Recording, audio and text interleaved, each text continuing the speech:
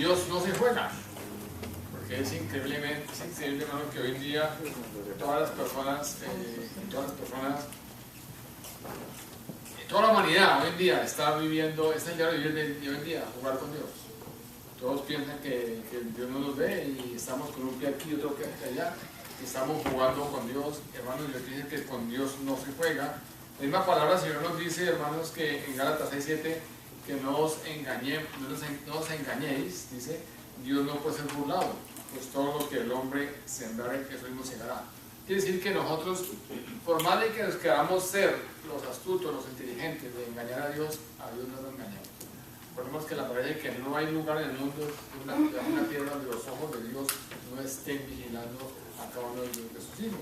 Entonces, tengamos en cuenta, hermanos, que esta práctica de jugar con Dios para los hombres inconversos es normal.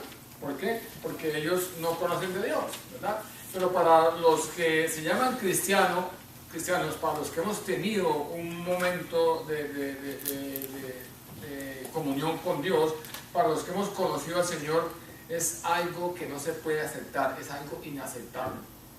¿Por qué? Porque la palabra de Dios dice en la Biblia, en 8:32 de Juan, nos dice que si conocemos la verdad nos hará ¿qué? Libres. Entonces le está diciendo que para los del mundo, los inconversos, jugar con Dios, jugar a las gambetas, jugar a ser santos, jugar al cristiano es normal y es aceptable en sus vidas porque ellos son ignorantes, ¿verdad? Ellos ignoran esa palabra de Dios.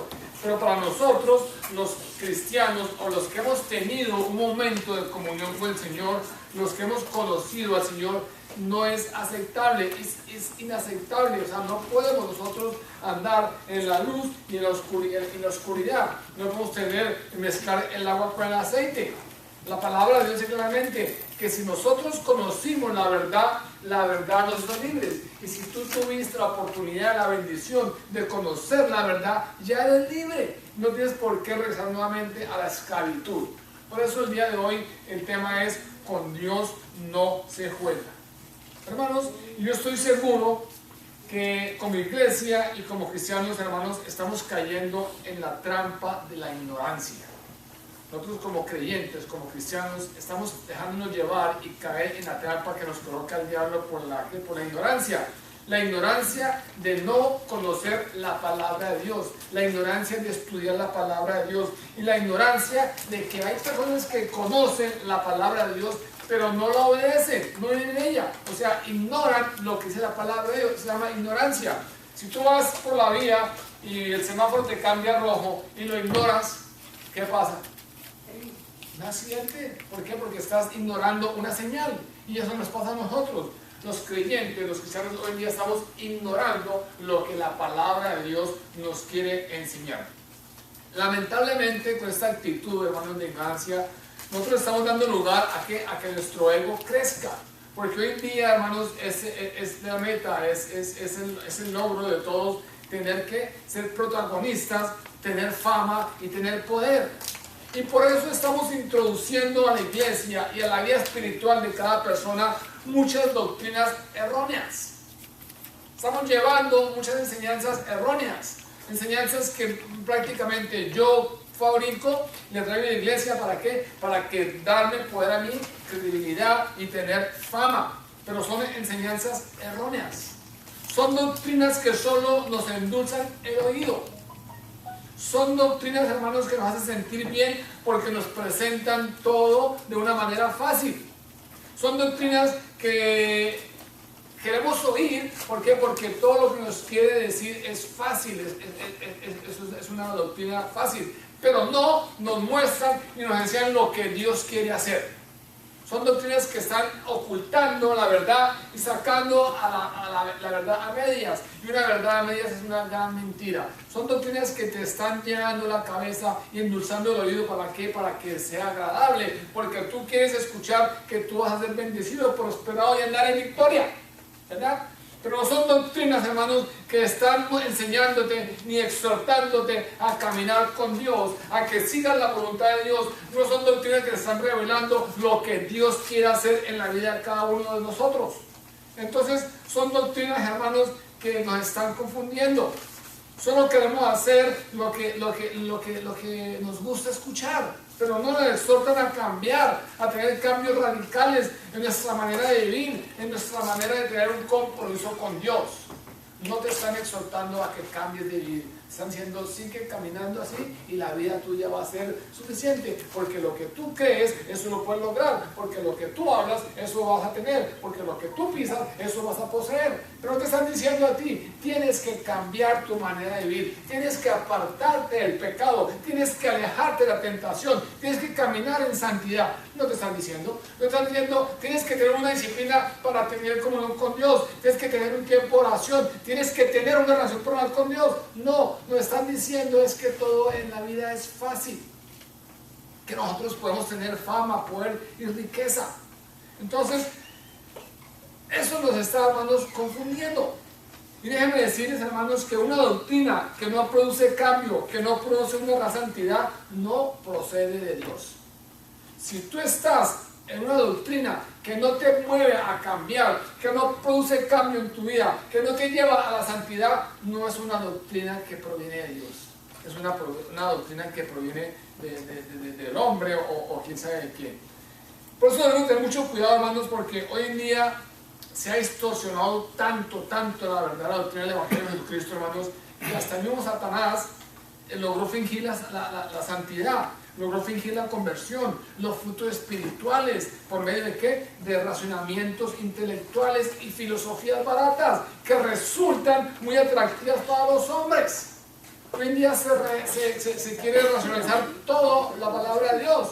No se quiere demostrar que es espiritualmente, sino simplemente el mundo busca el razonamiento. ¿Por qué está haciendo esto? ¿Por qué Dios no lo hizo? ¿Por qué lo hizo? Pero no están viendo que nuestra vida espiritual es como dice la palabra de Dios, espiritual, que no estamos viviendo en una atmósfera, que nosotros tenemos que ver más allá de lo que ven que nuestras narices. Entonces, hermanos, en definitiva, estas doctrinas lo que producen es un disfraz. Esas doctrinas de hoy en día que están trayendo las iglesias es un disfraz, es un aspecto exterior de aparente santidad, es un aspecto exterior de aparente prosperidad que más tienen que ver con el fariseísmo hipócrita que Jesucristo condenaba en su doctrina. No podemos, hermanos, permitir que sigan llegando a las iglesias doctrinas por endulzarnos los oídos. Pero nosotros, hermanos, estamos hablando de una verdadera santificación.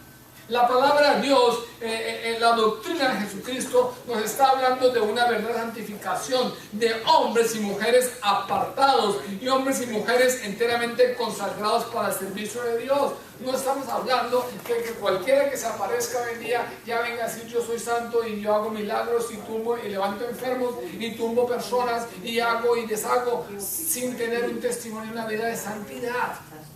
El Señor está hablando de hombres y mujeres enteramente consagrados para el servicio de Dios. Porque servirle a Dios es un privilegio. Servirle a Dios es un privilegio. Hermanos, si tú vas a pedir empleo en cualquier compañía, te hacen un background, te chequean el antecedentes, te miran quién eres, para dónde vas, qué estás haciendo, ¿verdad? Y si tú tienes alguna mancha oscura ahí, no te van a recibir, ¿verdad? Y eso así que es en nuestra vida cristiana. Nosotros tenemos que hacernos un background de nuestro pasado, de nuestro presente. ¿Qué estamos haciendo? ¿Qué tenemos que apartar de nuestra vida para poderle servir a Dios? Porque no podemos llegar a servir a Dios y seguir siendo los mismos pecadores que hemos venido siendo. No podemos llegar a servir en el reino de Dios y predicar y hablar y enseñar si nuestra vida no está de acuerdo con lo que nosotros estamos predicando ni llevando. Entonces es necesario, hermanos, que nosotros entendamos que no podemos seguir permitiendo que lleguen a nuestras iglesias, a los púlpitos, doctrinas que lo que hacen es apartarnos, y son doctrinas que no están en la enseñanza de Jesucristo, hermanos. Nosotros estamos hablando, Jesús está hablando de personas verdaderamente santificadas. Eso es lo que nosotros buscamos en cada día, la santificación. Ahora, de eso estamos hablando nosotros. Hoy lo encontramos en la palabra de Dios, en la Biblia. Si tú vas al segundo libro de Timoteo, capítulo 4, versículos 3 y 4, dice la palabra de Dios, en el nombre del Padre, del Hijo y del Espíritu Santo, dice lo siguiente: porque vendrá tiempos cuando no sufrirán la sana doctrina, sino que teniendo comezón de oír, se amontonarán maestros conforme a sus propias concupiscencias y apartarán de la verdad el oído y se volverán a las fábulas. Hermanos, lamentablemente hoy en día esa práctica ha cogido mucha fuerza en la iglesia. Hoy en día, hermanos, esa práctica del profeta ha cogido mucha fuerza en nuestra iglesia. Muchos aseguran ser profetas de Dios y traer nuevas revelaciones. Y esto está creando en la iglesia ¿qué? Confusión. Y únicamente está creando en la iglesia el deseo, el anhelo de escuchar lo que el profeta quiere decirle para mí. Como ejemplo, si tú ves ahora dicen, domingo 15 de abril, el profeta tal viene a nuestra iglesia. ¿Qué pasa ese día? La iglesia se llena la iglesia, porque vamos a ver el profeta que trae para mí, qué palabra trae para mí. No están diciendo, domingo 15 tal, hay un estudio bíblico, vamos a estar sobre el capítulo 15 del libro de Juan. No, diciendo, el profeta viene a nuestra iglesia. Y la gente busca al profeta y está trayendo confusión, porque la gente quiere saber y quiere escuchar lo que el profeta trae para sus vidas. Hermanos, segunda de Pedro, capítulo 1, versículo 20-21 dice, pero ante todo sabed esto, que ninguna profecía de la Escritura es asunto de interpretación personal, pues ninguna profecía fue dada jamás por un acto de voluntad humana, sino que hombres inspirados por el Espíritu de Santidad hablaron de parte de Dios. Claramente dice, hombres inspirados por el Espíritu de Santidad. Dice, hablaron de parte de Dios. Claramente dice, si yo me voy a parar aquí a decir, el Señor dijo, hermanos, es muy delicado. Poner en mi boca palabra que Dios no me haya dicho. Poner en mi boca palabra, mensaje que Dios no me ha dicho. Es diferente yo predicar la palabra de Dios, que digo, escrito está en su palabra, que decir, el Señor me dijo. Y eso es lo que estamos escuchando hoy en día. Se paran los profetas y dicen, el Señor me dijo. Y si tú vas a mirar, el espíritu de santidad de esa persona no está de acuerdo con lo que está hablando. Entonces, estos falsos ministerios de profecía modernos dicen, nosotros somos los verdaderos porque nuestros ministerios reúnen miles y millares de personas. Nosotros crecemos cada día más y más. Hermanos, y yo quiero que miremos lo que es la palabra de Dios en Mateo 7, 13, 14. Dice, entrad por la puerta angosta porque ancha es la puerta y espacioso el camino que lleva a la perdición. Y muchos son los que entran por ella. Pero angosta es la puerta y angosto el camino que lleva a la vida. Y pocos son los que la hallan. ¿Por qué? Porque no estamos detrás de nosotros de escuchar lo que nos quiere decir el profeta para nuestra vida. Son muy pocos los que aún todavía estamos o están conscientes de que la palabra de Dios es para seguir a Jesús, a Dios, no seguir al profeta, ni al ministro, ni al apóstol, ni al pastor. Yo lo digo porque muchas veces nosotros idolatramos aún hasta los pastores. Y lo que el pastor dice, eso es una más que la Biblia. Pueda que diga cosas que no están en la Biblia, pero si el pastor lo dice, es así. Y nosotros no podemos colocar nuestra confianza ni idolatrar a nadie, sino únicamente a quién? A Dios. Dios tiene una palabra infalible. La palabra de Dios no se contradice. La palabra de Dios no tiene errores. Entonces los profetas dicen que nosotros somos la verdad. ¿Por qué? Porque estamos creciendo, estamos trayendo multitudes. Y es lógico. Porque la palabrería y las vanas enseñanzas y lo que endulza el oído trae gente. Pero si ese profeta hace lo que hacía el profeta Jeremías en exhortar al pueblo y traerle al pueblo palabra de arrepentimiento, palabra de santidad, que se alejen del pecado, que renuncien a su vida antigua, les aseguro que los ministerios de profecía hoy en día no crecerían como crecen. Porque a la gente no le gusta oír la verdad. La gente le gusta oír lo que quiere oír. Entonces, si lo que dicen nuestros profetas modernos es cierto con respecto a la gran cantidad de seguidores que tienen, entonces Jesús se equivocó en sus declaraciones cuando dijo, pocos son los que la hallarán. Yo me pregunto, si esos ministerios de profecía que tienen miles y miles de seguidores y cada día crecen más y más y más, porque este mundo está cada día peor. Si supuestamente la palabra de Dios transforma, cambia, renueva, exhorta. Entonces, ¿por qué esa cantidad de gente que llega a su ministerio de profecía, por qué no son cambiados, transformados y exhortados? ¿Para qué? Para salir a servir a los demás. ¿Por qué seguimos o siguen viviendo de la misma manera? Lo único cierto acá es que si comparamos nosotros lo que hacían y decían los falsos profetas de Israel con lo que hacen, hablan y predican los profetas de hoy, llegamos a la conclusión que no hay nada de diferencia, todo es exactamente igual. Todo es exactamente igual, porque los profetas, los falsos profetas de Israel profetizaban eso: prosperidad, libertad, seguridad, felicidad. ¿Y qué profetizan hoy nuestros profetas, falsos profetas modernos? Profetizan prosperidad, profetizan seguridad, profetizan dinero, libertad, pero no profetizan una palabra o no enseñan una palabra que exhorte al cristiano a renunciar a su pecado. No enseñan una palabra donde exhorten a la iglesia a buscar únicamente al Señor y su palabra. Si nos están conduciendo de una manera sutil a que nosotros vamos a ser prosperados, liberados y vamos a decir que en victoria, sin necesidad de hacer absolutamente nada. Solamente con el hecho de venir a sentarse acá a escuchar lo que yo digo, para ser prosperados, bendecidos, andar en victoria. Pero esa no es la verdad, esa no es la realidad. Porque la palabra mía no tiene poder. El poder está en la palabra de Dios. Y la que cambia, exhorta, levanta y transforma es la palabra del Señor.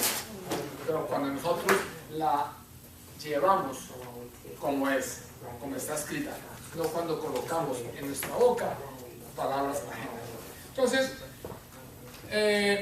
miremos lo que dice la Biblia sobre esto. La primera vez que aparece la palabra profeta en la escritura es para referirse a Abraham. Nosotros vamos al libro de Génesis capítulo 21:7. Ahora encontramos la historia de Abraham y de Abimelech. Y el significado de esta palabra de profeta es un portavoz. O sea, Abraham era un portavoz, o sea, que portaba la voz del Señor. Era aquel instrumento a través del cual Dios que habla. Ese es el profeta. Es un portavoz, es un instrumento que el Señor habla, es un instrumento que el Señor usa para qué, para que se lleve su mensaje. Entonces la pregunta del millón es: ¿hay profetas hoy en día o no hay profetas hoy en día? Esa es la gran pregunta que nosotros como creyentes, como iglesia, tenemos que hacer. ¿Hay profetas hoy en día o no hay profetas hoy en día?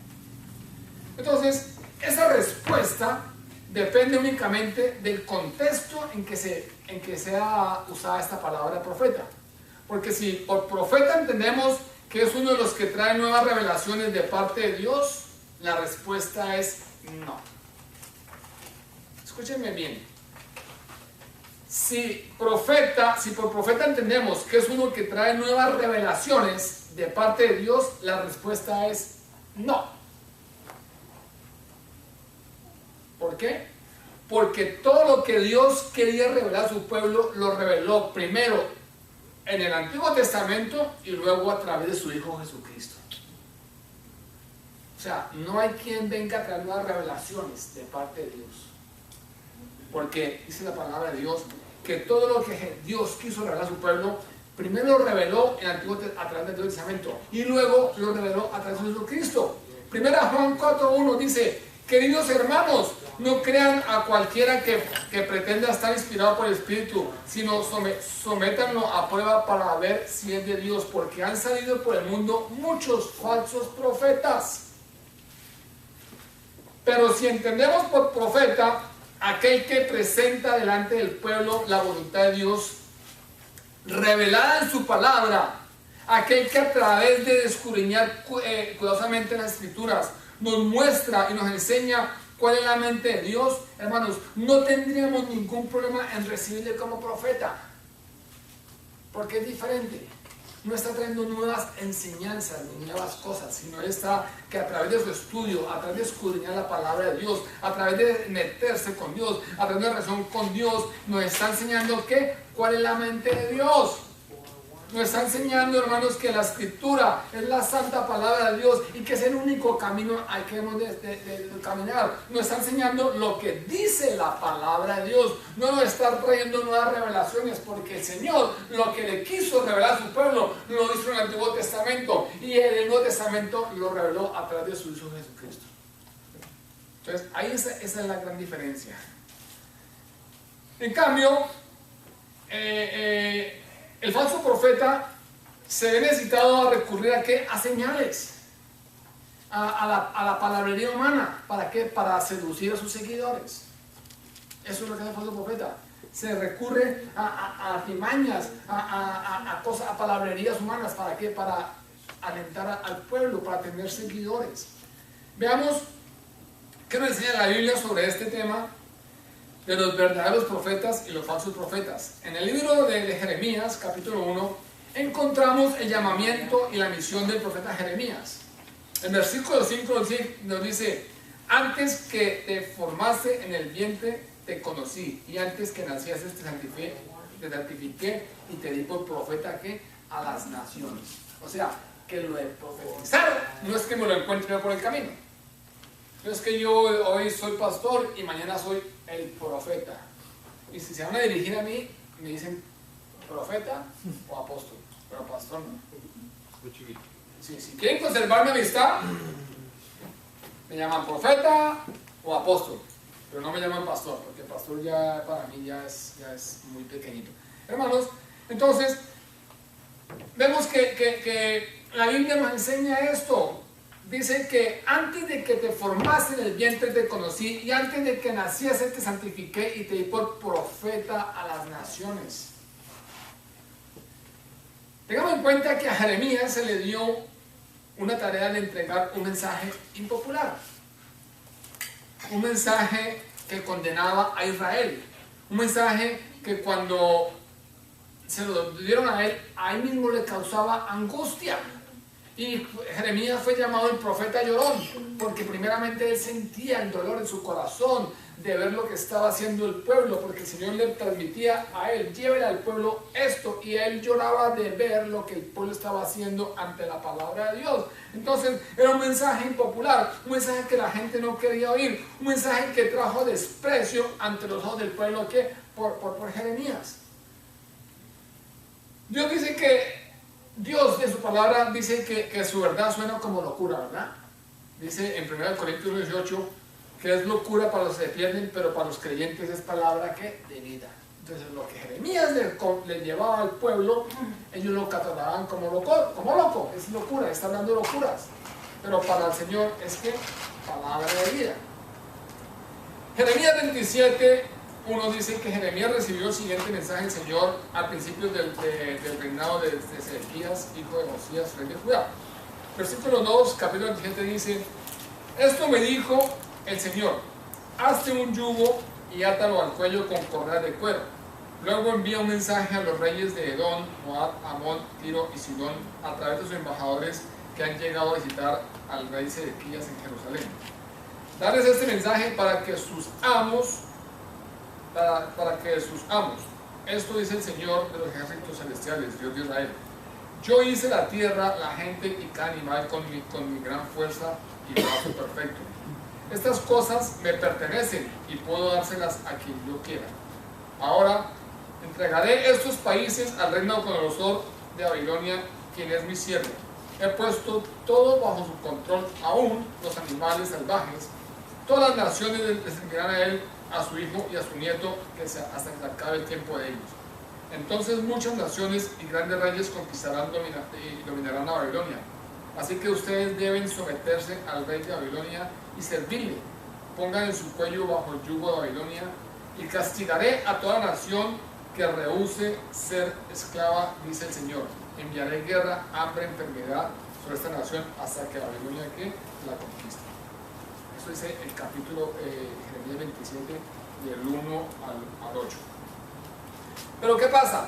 Que el capítulo 27 y 28 son una sola historia. En el capítulo 28 hace la aparición un falso profeta llamado ¿qué? Ananías. Hace la aparición de Ananías. Pero antes de esto, ya esto estaba profetizado. Si tú vas a Jeremías 27, versículo 9, dice la palabra del Señor en lo que Jeremías enseñaba. Y dice: y vosotros no prestéis oído a vuestros profetas, ni a vuestros adivinos, ni a vuestros soñadores, ni a vuestros agoreros, ni a vuestros encantadores que os hablan diciendo: no serviréis al rey de Babilonia. Estaba profetizado antes de ocurrir. Y esa profecía, hermanos, nosotros debemos de verla para el pasado y para el futuro. Nosotros no vamos a ponerle oídos a los profetas que se levantan hoy en día. ¿Por qué? Porque en la iglesia nosotros estamos cayendo en la trampa, que llega el profeta y nosotros lo vemos, hermanos, como si fuera un adivino, como dice la palabra de Dios, que no, ni a los adivinos, ni a vuestros agoreros, ni soñadores, ni encantadores. Y eso es lo que está la iglesia de Dios hoy. La iglesia de Dios oye que llegó el profeta y corren a ver el profeta. Y le creen más a la palabra del profeta que a la palabra de Dios. Y si Dios te quiere hablar a ti, te va a hablar por la palabra de Dios. Es necesario que nosotros como iglesia, como creyentes, tengamos una relación íntima y personal con Dios, para que se nos dé un espíritu de discernimiento, para que tú puedas discernir si el que viene es de parte de Dios o no es de parte de Dios, si el que está profetizando es profeta de Dios o no es profeta de Dios. Pero la iglesia de hoy, por el afán de escuchar qué trae el profeta para nuestras vidas, salimos corriendo a escucharlo, sin el espíritu de discernimiento, sin saber qué es lo que este hombre está hablando o no está hablando. Entonces decíamos que el capítulo 27 y 28 están en la historia, y en el 28 hace la aparición este falso profeta llamado Ananías, y Jeremías en el capítulo 27 nos dice que él había hecho un yugo y se lo colocó, porque se dijo: hazte un yugo y colócatelo al cuello. Jeremías enseñó al pueblo de Judá y a las naciones vecinas que estarían bajo el yugo de Babilonia, ¿verdad? Él le dijo en la profecía, les advirtió que habrían falsos profetas que dirigían lo contrario, pero que sin duda la cautividad tendría que llegar a ese término. Después le dijo al rey Sedequías que si él o el pueblo se sometían humildemente al yugo, dice que Babilonia no sería destruida, ¿verdad? Pero como señal de que sus palabras se cumplirían, profetizó que Nabucodonosor, rey de Babilonia, se llevaría el resto de los tesoros y artículos sagrados del templo, que la profecía, y la profecía se cumplió. Ahora, Jeremías 28 nos habla de un hombre que quiso jugar con Dios, y ese juego con Dios le salió caro. Ese juego que ese hombre quiso hacerle a Dios le salió caro. ¿Le costó qué? La vida. Nos habla de un hombre llamado Ananías, un falso profeta que también afirmaba que era profeta de Dios y que profetizó que Dios rompería el yugo de Babilonia a cabo de 2 años, cuando el Señor había dicho que pasarían años la generación de Nabucodonosor, su hijo y su nieto. Pero este hombre llegó a decirles: no, el yugo se acabó, en 2 años vamos a ser libres, vamos a ser completamente libres, vamos a ser prosperados, bendecidos. Y su mensaje no era nada de exhortación, no era nada de llegar al pueblo a separarse del pecado, a caminar en santidad, sino simplemente decir que iban a ser libres y que iban a estar ya libres de todo yugo. Pero el Señor le habla a Jeremías para que confronte a Ananías. El Señor le habla a su profeta para que confronte al falso profeta y que le dijera que sus profecías no eran verdaderas y que pronto moriría. Y sucedió así, tal como Jeremías le había dicho. Veamos el capítulo 28. Jeremías 28 dice de la siguiente manera: aconteció el mismo año, al comienzo del reinado de Sedequías, rey de Judá, en el año 4, en el 5º mes, que Ananías, hijo de Azur, profeta que era de Gabaón, me habló en la casa de Jehová delante de los sacerdotes y de todo el pueblo, diciendo: así habló Jehová de los ejércitos, Dios de Israel: quebrantaré el yugo del rey de Babilonia dentro de 2 años haré volver a este lugar todos los utensilios de la casa de Jehová que Nabucodonosor, rey de Babilonia, tomó de este lugar para llevarlos a Babilonia. Y yo haré volver a este lugar a Jeconías, hijo de Joaquín, rey de Judá, y a todos los transportados de Judá que entran a Babilonia, dice Jehová, porque yo quebrantaré el yugo del rey de Babilonia. Entonces respondió el profeta Jeremías al profeta Ananías, delante de los sacerdotes y delante de todo el pueblo que estaba en la casa de Jehová, y dijo, el profeta Jeremías, amén. Así lo haga Jehová. Confirme Jehová tus palabras con las cuales profetizaste que los utensilios de la casa de Jehová y todos los transportados han de ser devueltos de Babilonia a este lugar. Con todo, oye ahora estas palabras que yo hablo a tus oídos y a los oídos de todo el pueblo. Los profetas que fueron antes de mí y antes de ti en tiempos pasados profetizaron guerra, aflicción y peste contra muchas tierras y contra grandes reinos. Cuando se cumpla la palabra del profeta que profesa paz, entonces él será conocido como el profeta que Jehová enviará. Entonces, ¿qué hizo Ananías? El profeta Ananías quitó el yugo del cuello del profeta Jeremías y lo quebró. Y habló Ananías en presencia de todo el pueblo diciendo, así ha dicho Jehová, de esta manera dentro de 2 años romperé el yugo de Nabucodonosor, rey de Babilonia, del cuello de todas las naciones. Ananías tuvo la desfachatez de coger el yugo que tenía Jeremías y romperlo y decir, de esta manera Jehová va a romper el yugo. ¿Y qué pasó? Que Jeremías siguió su camino. Y dice, después que el profeta Ananías rompió el yugo del cuello del profeta Jeremías, vino palabra de Jehová a Jeremías diciendo, ve y habla a Ananías, diciendo, así ha dicho Jehová, yugos de madera quebraste, pero en vez de ellos harás yugos de hierro. Porque así ha dicho Jehová de ejércitos, Dios de Israel, yugo de hierro puso sobre el cuello de todas estas naciones para que sirvan a Nabucodonosor, rey de Babilonia, y han de servirle. Y aunque también le he dado las bestias del campo, entonces dijo el profeta Jeremías, el profeta Ananías, escucha ahora Ananías, Jehová no te envió y tú has hecho confiar en mentira a este pueblo.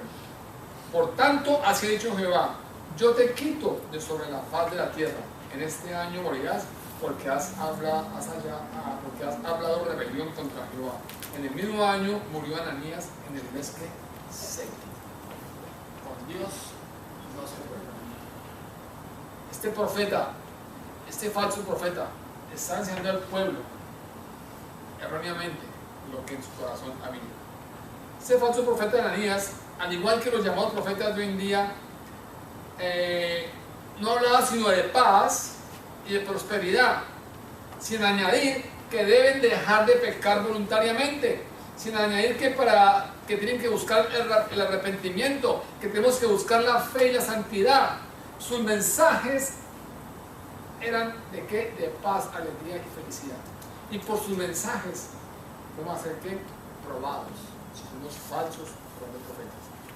Porque el Evangelio de Cristo, hermanos, alienta a los hombres a hacer obras dignas ¿de qué? De arrepentimiento. Ese es el Evangelio de Cristo, esa es la doctrina de Cristo. Alentar a cada hombre, a cada hijo de Él, a cada cristiano a hacer obras dignas de arrepentimiento, pero no alienta para continuar en el pecado.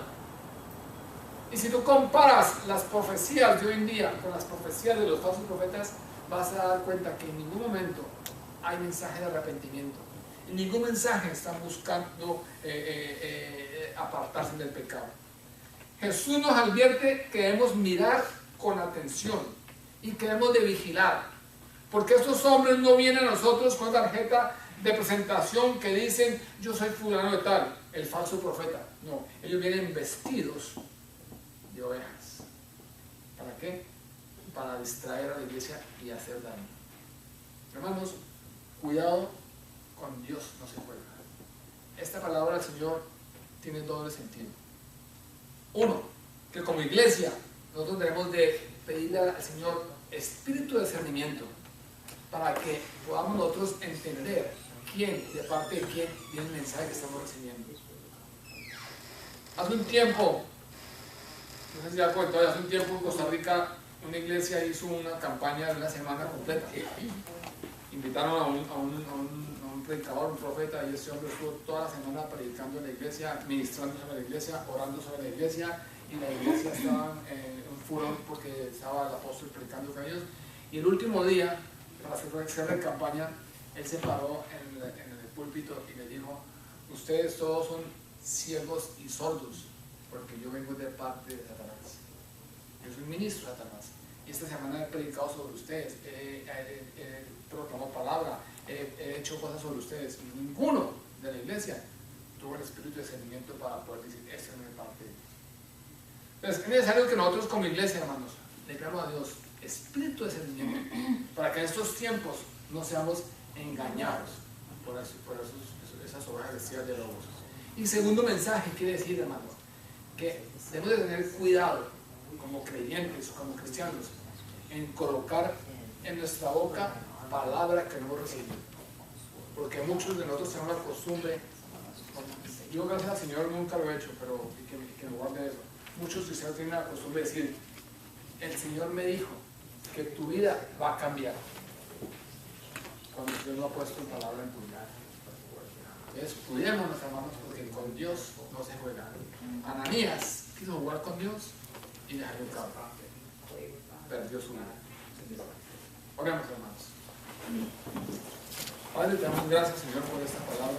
Señor, muchas gracias porque